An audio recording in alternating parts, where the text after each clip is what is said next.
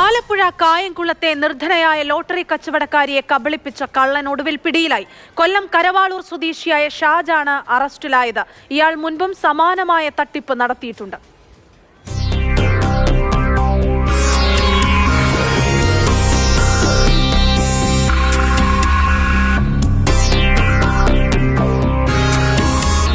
Lottery വിൽപ്പനക്കാർ ഈ മുഖം ഓർത്തുവെക്കണം.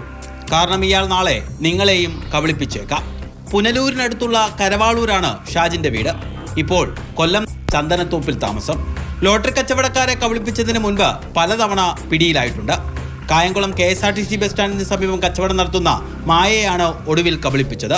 5000 രൂപയുടെ സമ്മാനം ലഭിച്ച 2 ടിക്കറ്റ് ഉണ്ടെന്ന് പറഞ്ഞ് 6000 രൂപയും 2000 രൂപയുടെ ടിക്കറ്റുമായി കടന്നു കളഞ്ഞു. ഷാജി പിടിയിലായതറിഞ്ഞ് വിവിധ സ്റ്റേഷനുകളിൽ നിന്ന് കായംകുളം പോലീസിന് വിളി വരുന്നുണ്ട്. ജൂൺ 7-നായിരുന്നു തട്ടിപ്പ്. മായയുടെ സങ്കടം മാധ്യമങ്ങളിലൂടെ കണ്ടറിഞ്ഞ് നിരവധി പേർ ചേർന്ന് നഷ്ടപ്പെട്ട തുക മടക്കി നൽകിയിരുന്നു.